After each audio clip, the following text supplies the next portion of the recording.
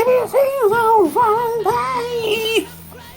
You were singing along? It's the longest dessert order anybody's ever done. It's like 4 minutes, 4.25 minutes. The guy just wants some pie. Yes. It's custard that he's asking for. Specifically custard pie. Yeah. Now that's not a metaphor. No. For anything. Okay. Neither is a jelly roll or... Give me some more food-related sex music metaphors. That's a small ask. A profiterole. Whoever did a profiterole? I don't know. Rhyme with something with profiterole.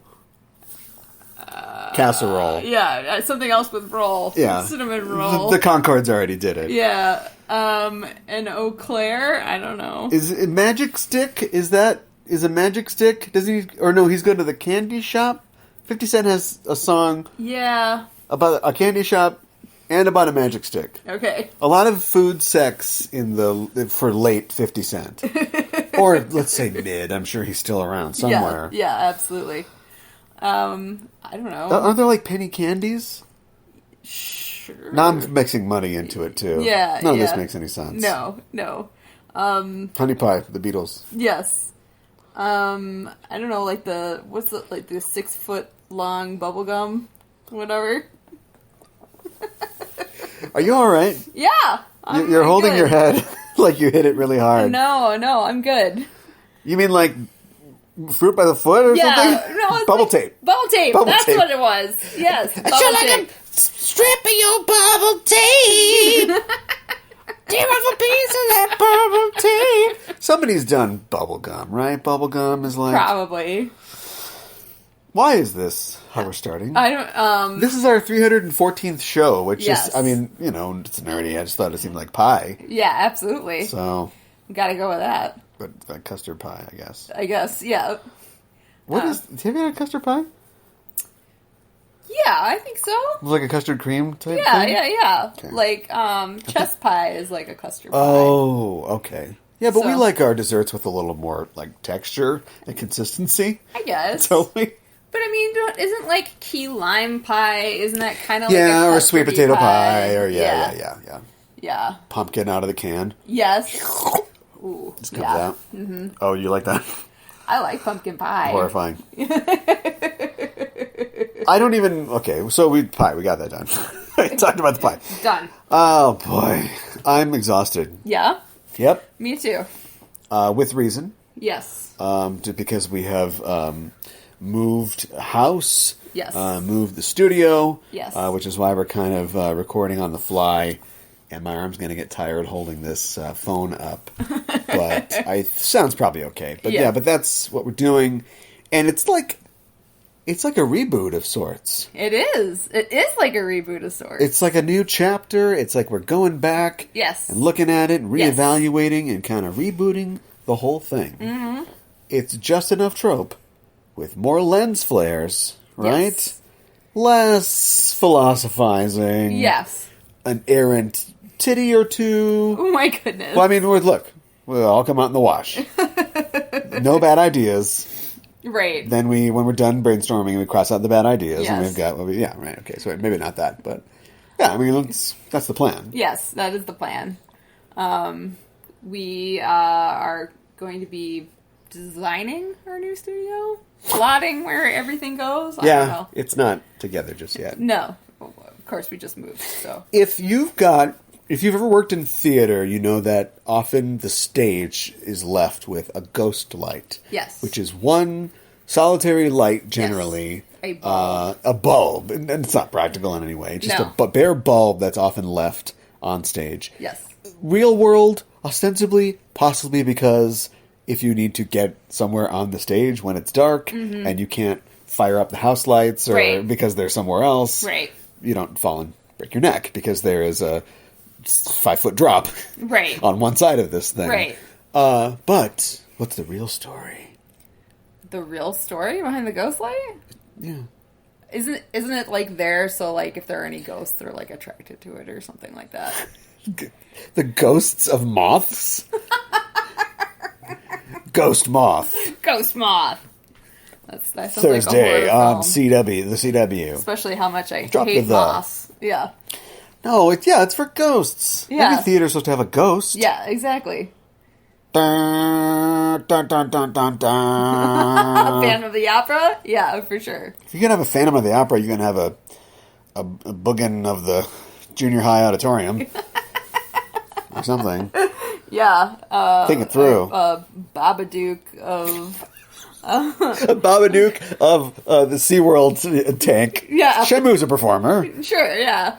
Leave a ghost glow stick out for For Shamu's the ghosts of the whales that SeaWorld killed. I made it bad. Oh, wow. I made it sad. Wow, yeah. I'll take that back. But anyway, yeah, so that's what's up. And then the reason we're thinking about reboots is because, well, gosh darn it, we're coming up on a CVG show that's got some reboots. Yes.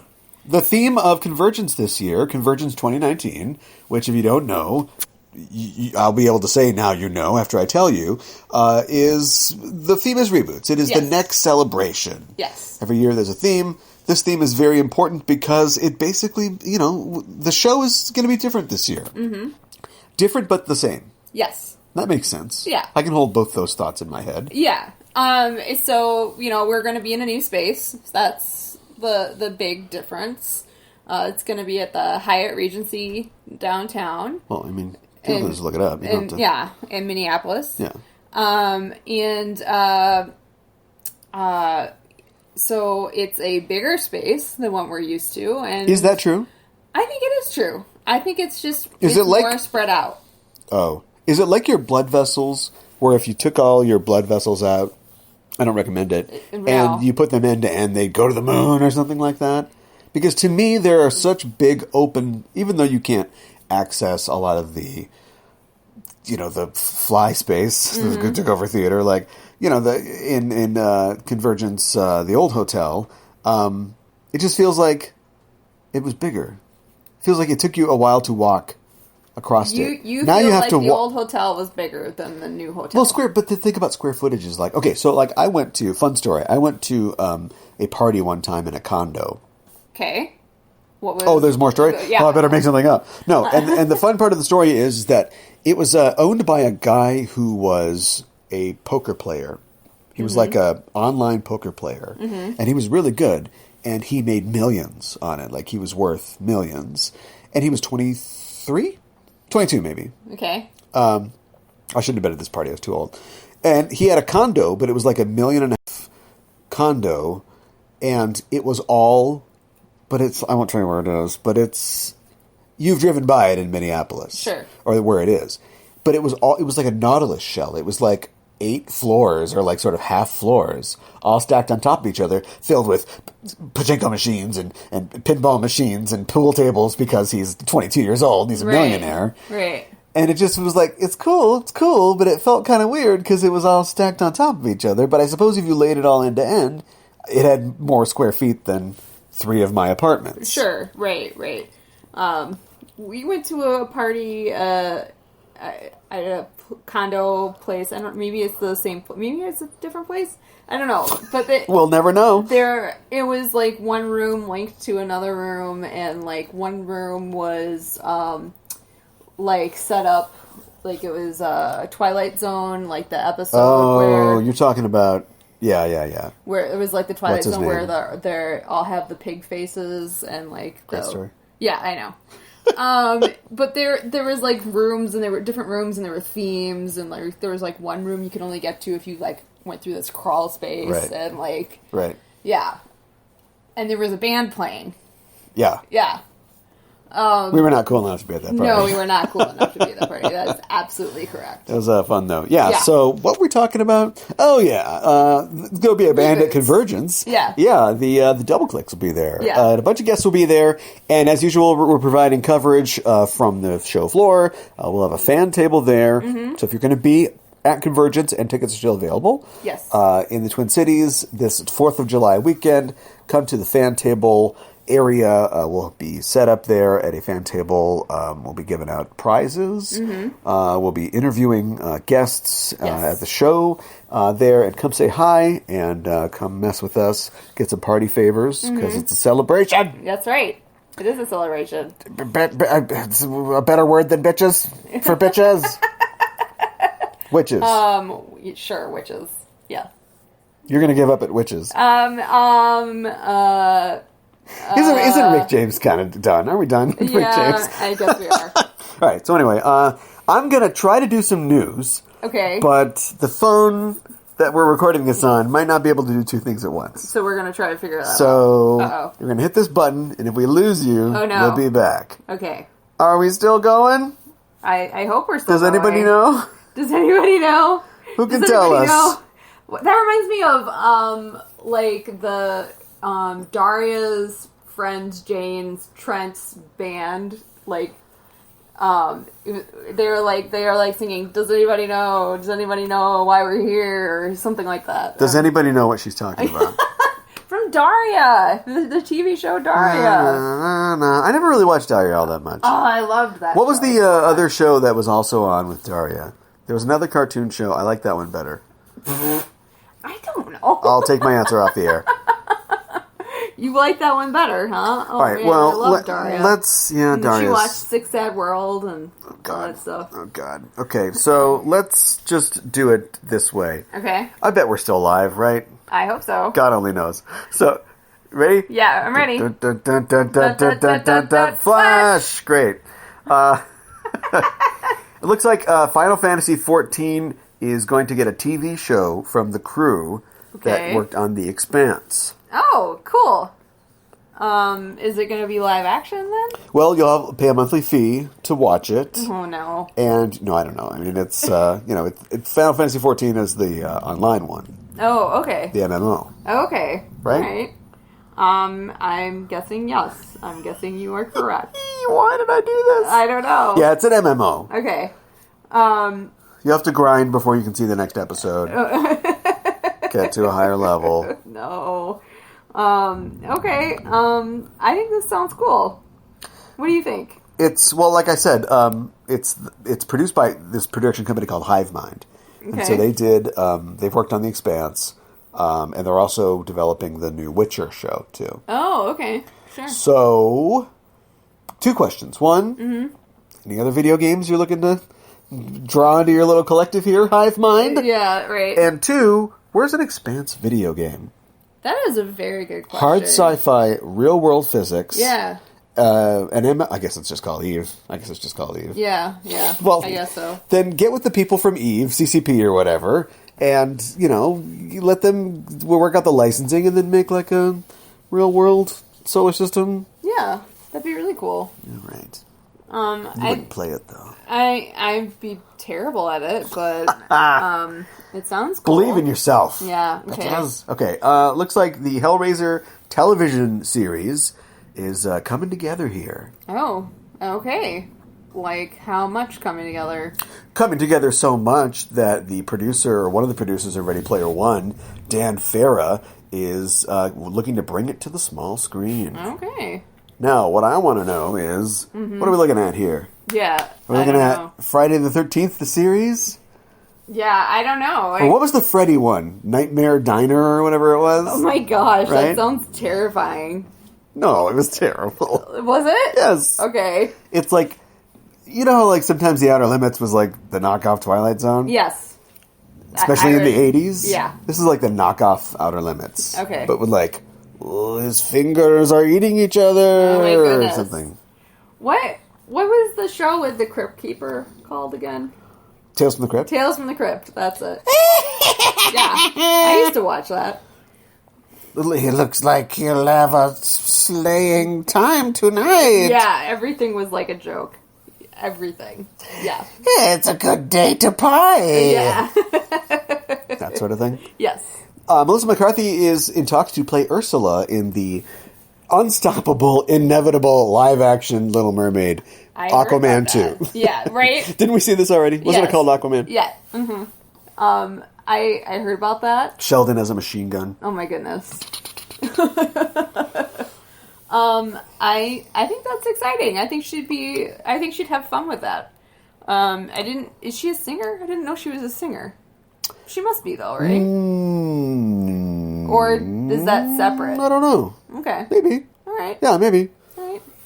I mean, a lot of actors can. That's kind of people's complaints with some of these Disney live actions is that it's cool to get these stars and stuff, but like Emma Watson. Yes.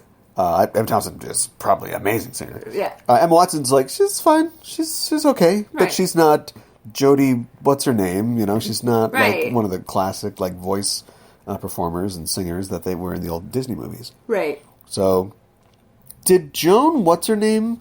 I don't think she sang Ursula's parts, though, did she? I don't know the answer to that. The original That's a really actress? good question. Well, maybe you can find a Disney podcast that can answer that question for you, but it's not us. Okay, but I think it, the rate that they're doing these live action ones, I mean, it just makes sense. Yeah. That they're going to do Little Mermaid, so. Yeah. Let's talk about the Bill and Ted sequel, which has been kicking around forever. Yeah. But got real a couple months ago when it was announced that they were, Bill and Ted themselves did a really impromptu. They were at the Hollywood Bowl for some reason. They're like, "What's up, dudes? We're really old. Get ready for this movie." But more exciting is that they've rented like studio space, and like this is happening. It's in production, That's so exciting. we are going to get this movie. It will feature their daughters, I think. Really? They're kids, and we've got Bill and Ted's kids. Yes. Okay. Who we see at the end of the second movie. Remember? I don't remember that. Yeah, they go to the future for their intense 18 months of guitar training, and they come back with ZZ Top beards and, like, baby bee arms. I don't know if I've seen the second one, to be perfectly honest. If this podcast is still on, it's over. No, I'm sure that you should definitely see that sometime. It's not that great. Oh, okay. But Missy will be back. Ted's dad will be back. Okay. And I think Bill's dad is alive. Okay. Maybe. All right. Can't remember if that actor's still with us. All right. But they're all going to be back. Okay, awesome. So you get to see how old Missy looks now. Okay. She's your mom. Oh my god. And then it's also been announced that Jayma Mays and Aaron Hayes, they rhymed, have been cast in some roles in the film. Okay. I'm not familiar with either of them. Jama, it's either Jayma or Jama. She is probably best known for being on Glee. Okay. She played... I've never seen Glee, but I know that she's like she's redheaded girl, and she plays like I'm a nice teacher. Oh, okay. I don't know. And then Erin Hayes, she was on Children's Hospital. Okay. She's the very funny girl that's not Lake Bell. She's the other one. Okay, sure. So, yeah. And I think they're playing their wives. They're playing the princess babes. Sure. Sounds good. Any mileage in this at all? I think that even though it's years later, a Bill and Ted sequel would be fun. It's all about... here's what I like about it. Just 30 more minutes and we'll move on. It's all about their... Even though it's about them... Okay, it's a time travel movie, but with a time travel movie, you can have the characters like young and then like Hero from Heroes. Mm-hmm. Yeah. Suddenly he meets himself and he's got a samurai sword and a cool haircut and he's like, whoa, and he's like, yeah, you'll be me someday, kid. Right. The whole thing is that, and you go, oh great, okay, so they're total like losers, but they're gonna write this song and somehow it's gonna change the world, and then the second film starts and they haven't written the song yet. Yeah, right. And they die. Like, it really can't. They have evil robot versions of them kill them, at the Captain Kirk rocks. Oh my gosh. Oh wait, you haven't seen it. Spoilers. No. But then at the end, it's like, but they work it out. Everything works out. Yeah, sure. But now we do a third one. I think every movie that has some kind of young hero should come back. Mm-hmm. Okay, Last Jedi, I guess. Yeah. And see that it didn't work out. Yeah, right. Because life, I guess. Right. So now they're 50, in their 50s. Trump is president. Right. You guys going to work on that song? How's that song coming? And so it's going to be them. And I don't know how you're going to do this because it's going to... The first one had notes of tragic comedy. The second one steered hard into some kind of tragic comedy. Yeah. How are they going to do this? Mm-hmm. Do you know what I mean? Yes. That sort of wistful kind of... We're not young anymore, dude. Right. I don't know what they're going to do. And I mean, if they're in their 50s, they're almost old enough to be... grandfathers or something like that, do you think? Oh boy. Rock and roll grandpas. Yeah, I don't know. Definitely old enough to get their AARP card or something like that. That's how it'll start. Yeah. They'll be like, yeah, give me that jelly donut, dude. Oh, look, this piece of mail I got. It's from ARP. That's what I say after I eat the donut. And then, what? Whoa, I get free coffee, dude. I don't know. We'll let them write it, but I don't know. Cautiously optimistic. Yes. What's the opposite of cautiously optimistic? Vehemently negative? Yes. Yes. Well, here's my vehemently negative story for the day. Henry Cavill is going to play Sherlock Holmes. Boo. And no, there's more to the story. Opposite Millie Bobby Brown, she is 13 or 11. Why is she 13? Maybe she's 13 years old. Well, she is now. 11 from Stranger Things. Yes. In Enola Holmes. Yeah. It's based on a YA novel about, like, Sherlock Holmes's, genius niece or something like that. Okay, that's fine, but he's, like, super gross, and she's, like, really young. Yeah, how gross do you want your Sherlock Holmes to be? Exactly. Sherlocked in your basement. Yeah. I don't know why they picked him for Sherlock. I feel like that's a poor choice. They've got Millie Bobby Brown and Helena Bonham Carter will be involved in some way. Oh, no. So that's not good. They've got the star power locked down. Oh, my goodness. Yeah. It's legendary. Okay. That's the film production company. Aren't they legendarily bad? They're not legendarily great. Okay. Fair enough. What happens? What do you mean, what happens? What happens in the movie? Go. Helena Bonham Carter going to play Watson. Shit, I don't hate it. Well, they did it on CBS, though, didn't they? Yeah, I know. Let's see what happens. It's got to be based off of one of the books. So Enola uses her knowledge of chemical compositions and her alethiometers and tubes and stuff, and she's like, "It was you planted the roofie, Uncle." Oh my god! And she busts Sherlock Holmes, and now she's the big detective. Sure, yeah. On in Baker Street. Baker Street. I almost said Bleecker Street. That's no, in New York. That's yes, Doctor Strange. Yeah, you got it. Benedict Cumberbatch, just different roles. Well, speaking of a Disney star, yes, Paul Rudd is joining Ghostbusters 2020. I heard about this. That could be good. I don't know. I'm not entirely sure I'm excited about this movie or not. Just because, I don't know, Ghostbusters has kind of a weird track record, I feel like. I mean, first one, really good. Second one, okay. Ghostbusters 2016, I'm not quite sure how I feel about that either. So, I don't know how I feel about Ghostbusters 3? Yeah, and we'll just say 2020, I guess, for now. Okay. Yeah, I wasn't sure that 2016 was a real good idea. Although we gave it a pretty good rating, I guess, when we watched it. Yeah. So it makes me wonder, like, well, why is 2020 a good idea? I don't know. Like, I feel like they... You want to know who else is in it? Yeah, who else is in it? Looks like Carrie Coon might be in it. Who is that? She's a very talented actress, probably late of The Leftovers. She also was the voice of Proxima Midnight. Might have done motion capture for the last couple of Avengers movies. Okay. So she's real great. Finn Wolfhard, speaking of Stranger Things, is going to be in it because I think there are going to be some kid Ghostbusters. Okay. And McKenna Grace from Gifted will be in it as well.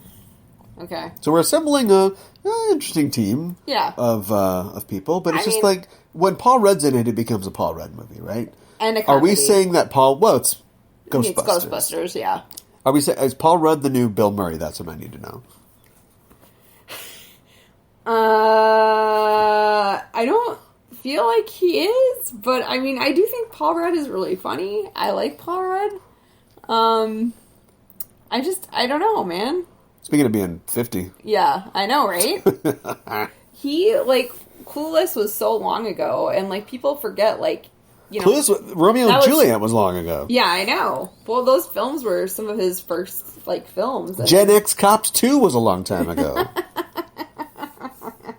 So, yeah, we'll keep a wary eye on this thing. Yeah. What about this, though? What if we could, and we can't, there's just no way to, but let's say we could somehow wave away all the, controversy and the shitty fandom people who are mad about this or mad about that or whatever. Mm-hmm. What if Marvel bought Ghostbusters? Then I would probably be excited about They it. own Ghostbusters. It's Sony, right? Yeah. So, no, it's Sony. Well, they work with them. And just put the Marvel formula to it. It hit all the 4 quadrants. It's about a guy learning a lesson about ghosts. It's plucky kids who aren't afraid of any ghosts because they have perfect grammar. Right. And Carrie Coon is important somehow. That's how they write these things. Yeah. I wrote her out. What if it just delivered? It's like a Marvel property that you're like, I don't know about that. And then they deliver it and you're like, this is all right. Yeah. What if it was that? Then I'd be excited for it. It's Sony. It's not going to be that. No. Speaking of Marvel movies, Salma Hayek is in talks to join the Eternals. Oh, okay. That could be good. Who do you think she's going to play? Any guess? Cersei. Okay. Cersei. Why do you say that? She is a beautiful... So I started with beautiful. She's Cersei. And, the thing about the Eternals is that they are very long-lived beings. They're an offshoot of humanity or whatever. Mm-hmm. And they have all these powers, and we have mistaken them in the past for gods. Sure. So Cersei may be the historical or mythical Cersei, but in any case, she has similar powers. She's an enchantress. She's alluring. They've all got powers beyond the ken of mortal men or whatever. Sure. But it just seems like, I don't know, she's dark-haired and sometimes depicted as dark-complected. So. Okay. But is she funny? Because Salma Hayek's really funny. You think so? Yeah. Huh. She's hilarious. Oh, okay. I guess I didn't really thought of her as being funny, but okay. Shame. Angelina Jolie and Kumail Nanjiani are already attached to the film. So that's kind of like, what are we doing right now? Yeah, that's kind of all over the place. Come to think of it, that's another good pick probably for Cersei. Angelina Jolie. Yeah. Well, didn't we talk about her being connected, being in talks about it, already? I think we did. I did not know that Kumail Nanjiani was connected, though. But are the Eternals kind of like a hodgepodge group of beings? I mean, is it this is a diverse group of kids, and they all hang out together? Is it like that, except they're... Saved by the Celestials? Yes. Riding low in the chairs, fucking make it to Titan and be back on. I don't. So who's the Tory? Thanos. Thanos is the Tory. Oh, gross. He's got his purple leather jacket on. Oh my gosh. Coming in, skateboarding. His purple leather jacket is made out of his own skin? No, it's just Tory is divined by her leather jacket. Yeah, I agree. It's the next generation. What do you want? Right, okay. Richard Madden's also been rumored to be in the movie, and Keanu Reeves is rumored to be in the movie. Keanu. He is doing a Keanu-sance, or what did we come up with that was better than Keanu-sance? The Age of and Reeves and Ment. Okay. Is what it was, which I'm not sure was better. Looks like Taika Waititi wants to make a Flash Gordon Fox/Disney animated film. The power of The Little Mermaid. The power of Anastasia. Yeah. Combined to form a Flash Gordon film? Yeah. I mean, that could be good. I like Taika Waititi, and he phrased it as cracking, as in, I mean, crack. It's not like we've had a couple failed ones. There was one in 1980, right? And there was a TV show, and that's kind of it. Uh-huh. Maybe there have been a lot of unproduced treatments because it's like 100-year-old property at this point. Uh-huh. So, Interesting. On full speed on a bear cycle? I don't know. The movie well enough. Netflix's Dark Crystal has added Sigourney Weaver. Okay. This is their streaming series. Right. I thought they were... for some reason, I thought that was shot and done with, but I guess... Oh, they'll make a million of them. Okay. It's Netflix. All right. Until they cancel it. Yeah. Lena Headey is also involved. Okay. That's what I want a showdown between Lena Headey and Sigourney Weaver. That would be awesome. And a third younger one by the same factor. A third younger one? Sigourney Weaver and Lena Headey. Who so would be the third younger one? You know, Daisy mature. Ridley? Look, I love Daisy Ridley, but like, can she go up against... You got Sigourney Weaver cocking a pulse rifle. You got Lena Headey sipping some wine. Yeah. And Dave Rizzo was like, "What's up, guys?" This little, like, Cocker Spaniel. All right, yeah. I love everybody. Yeah. She's a badass. Maybe not. And a last story before we talk about reboots. That's what we're talking about at the end of this. Myst. Speaking of reboots, Myst wants to have... you know Myst. The video game? Yes. Yeah. They want to expand the Myst universe into a cinematic universe, TV series, and get this, unscripted content? They want to go multi-platform on this one. Okay. I don't know how I feel about that. I'm not sure they know what they're talking about, to be perfectly honest. Is it a Myst? What qualifies as unscripted content? A reality show? Is it a Myst reality show? I guess. Is it a Myst escape room? Because that's kind of what Myst is already, right? Yeah. That kind of makes sense. And escape rooms are so hot right now.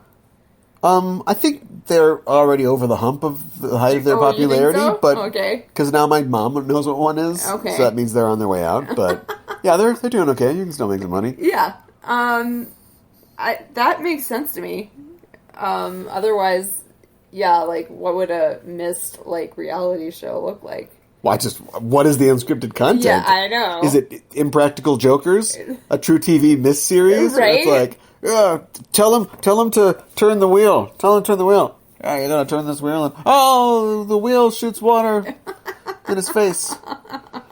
Yeah, I don't know. You watch any True TV at all? Yeah. A lot of times in a hotel room, like, you know. Yeah. So. Yeah. Because it's like, this is what's entertaining that's on right now. It's super entertaining when you're in a hotel. I know. Yeah, we're going to find out. Yeah. Pretty soon. Yeah, exactly. That's what really sticks with me. I mean, I guess you could stick characters in Myst and make a TV show out of it. Here's my pitch and then we'll move on. What if you did... Have you played Myst?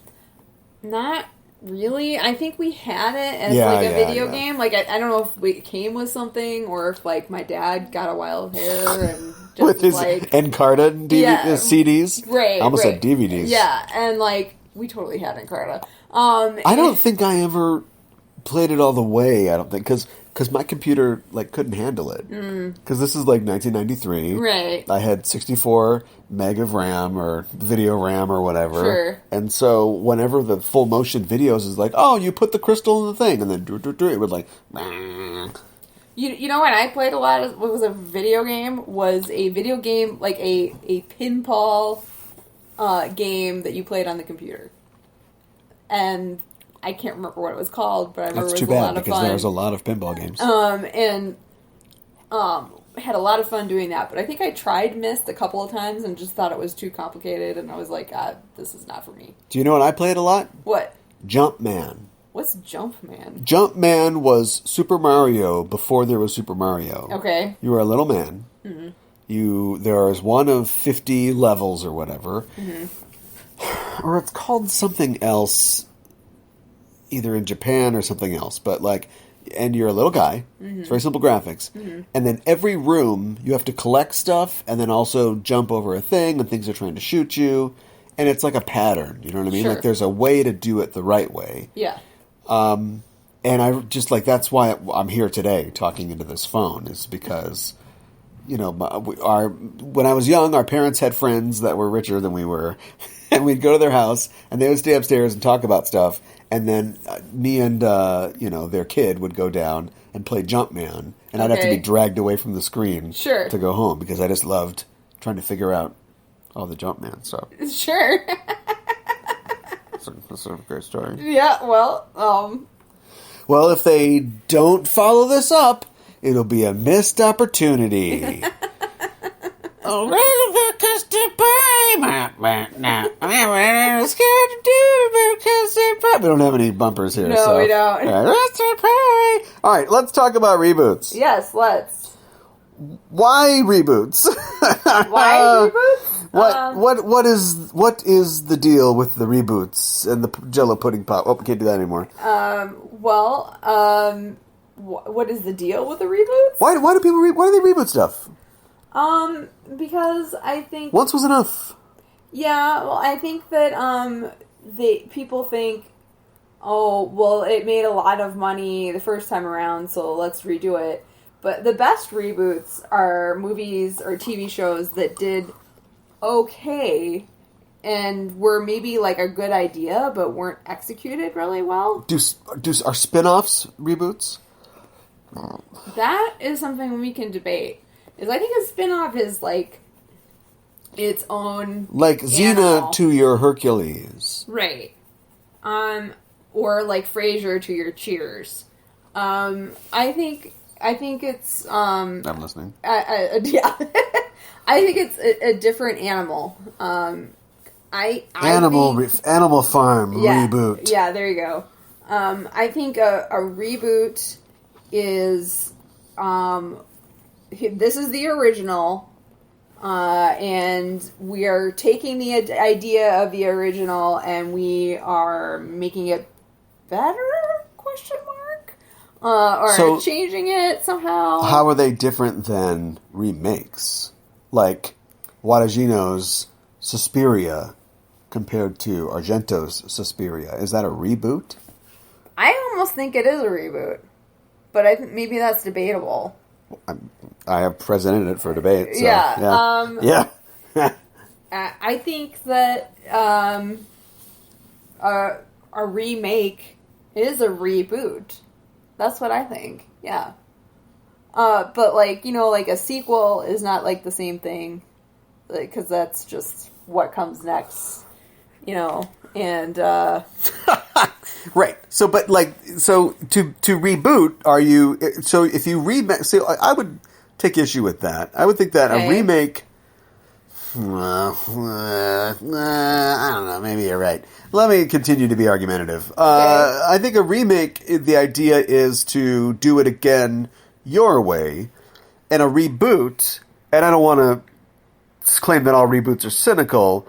But a reboot is an opportunity to just do it again and capture the same thing. Oh, okay. To not lose. Because with this new Suspiria, I'm sure he wanted to respect and pay homage to the original Suspiria, but he wasn't looking for that audience.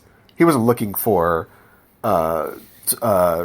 fans of Italian horror, and it's got a very specific name, and I forgot the name of the Italian horror genre, but this clearly wasn't doing that sort of thing. Right. He was doing like synthy, 80s 99 Left balloons or whatever. Right. Or am I thinking of Atomic Blonde?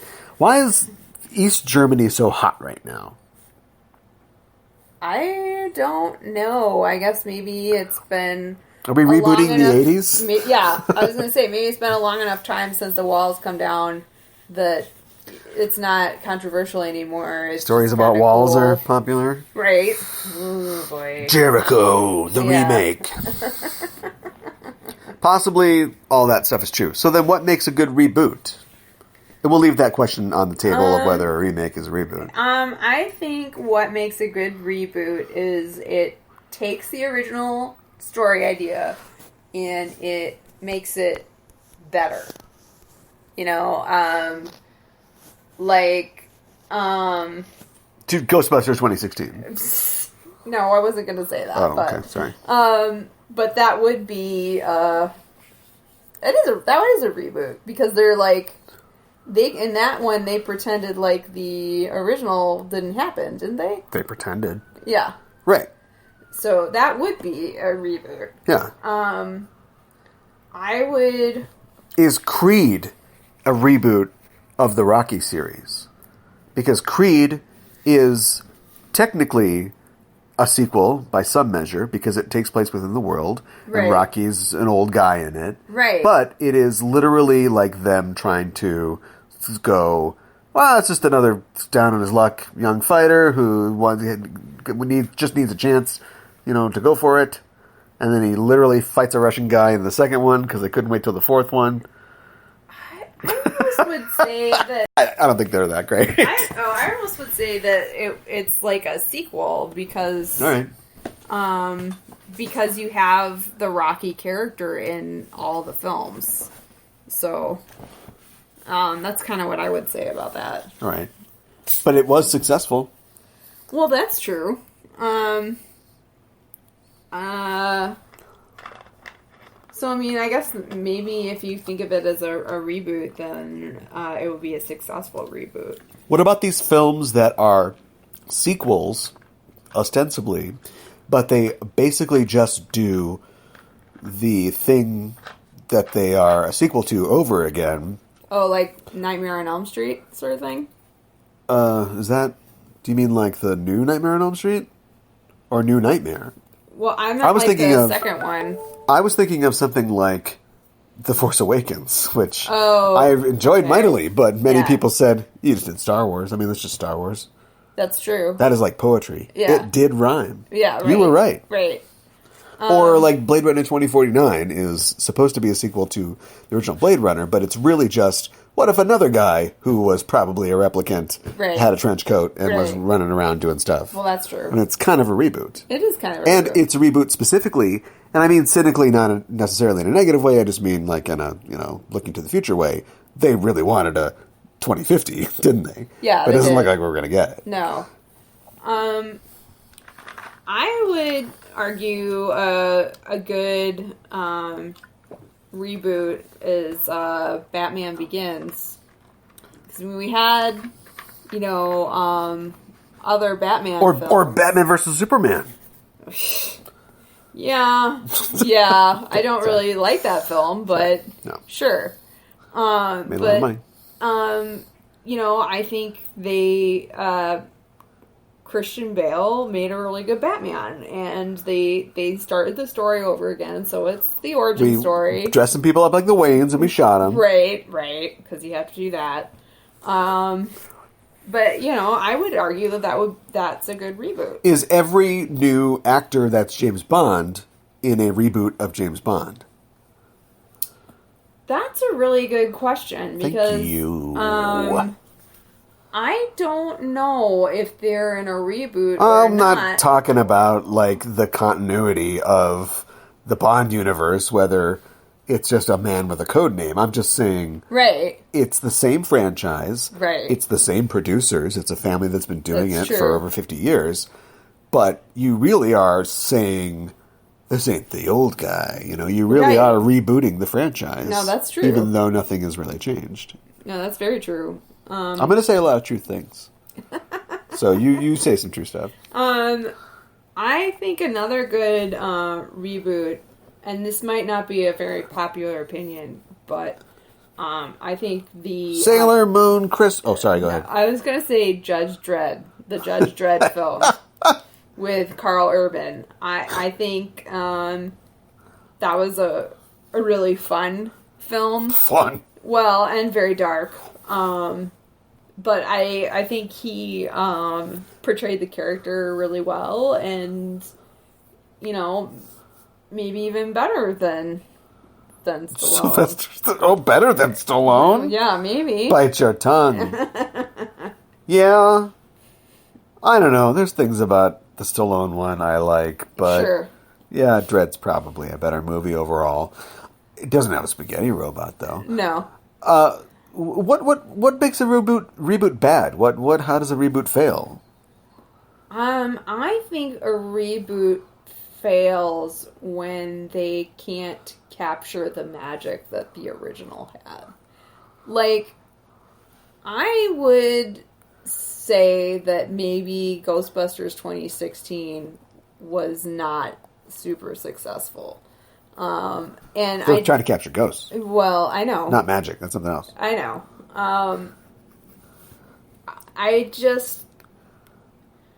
I think they tried to do something different with it, which was fine. I just don't think they captured what made the original film funny and what made the original film unique. Well, Paul Rudd's going to fix all that. Oh, yeah, well, I hope he does. All right, best of luck. Stop beating up Ghostbusters 2016. Yeah, I know. I'm not sure what makes one. I agree with your magic comment.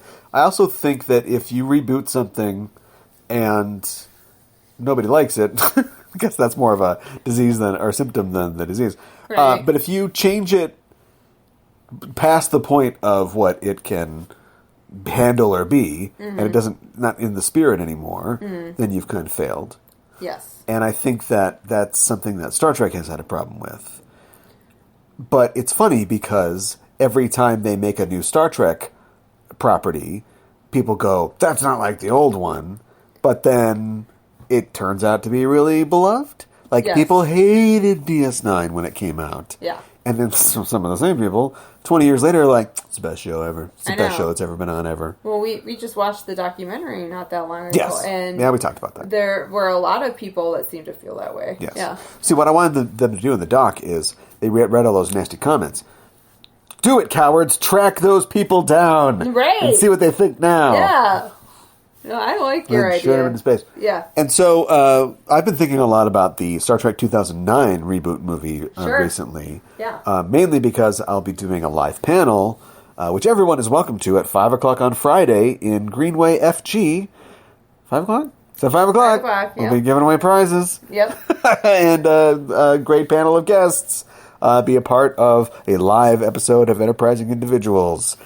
Join us. Yes. Plug over. I will be there too. Yeah. And the idea that I think it was a smart idea. They knew they had to reboot it, but they knew that they could never, ever supplant, or replace those characters and actors that came before. Mm-hmm. So therefore, the answer is they didn't not do it because it's a bad idea to try to do what you just said you were going to do. Right. And instead they went, hey, there's a lot of time travel and stuff like that. What if we just created our own little sandbox? Right. And I hated it. Yeah. And a lot of people did. But 10 years later, there's a lot to like about those films.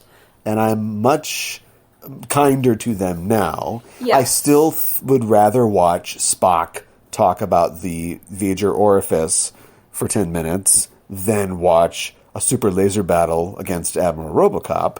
But I do enjoy a laser battle with Admiral Robocop. It's fine. I think... Shall we begin? Yes. Does he get paid to over-enunciate? Maybe. Every syllable? I do think that the Kelvin Universe films were well cast.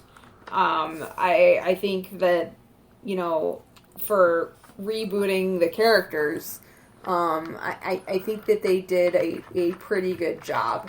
I don't know that we really needed to see a young Kirk and a young Spock, for one scene each, as they decided to show us. Wait, who are these people? Yeah, exactly. This kid likes the Beastie Boys? Right. This kid gets picked on because he's half human. So, and then he just goes ham on a guy? Yeah, yeah. But, that's the way they decided to... Well, it's not how the film started. It's the second part of the film, but yeah. Yeah, and then they had two films that were very successful, but everybody complained that, like I said, it had deviated too much from the spirit of what made the original great. Right. Then they have a third film that many people agree was more in line with what made the original iteration great, and it, quote-unquote, failed. Even though it made, I don't know, $250 million. And I think I enjoyed the third film the most. Yeah, everybody liked the third film, but it didn't do well. Yeah, that's weird.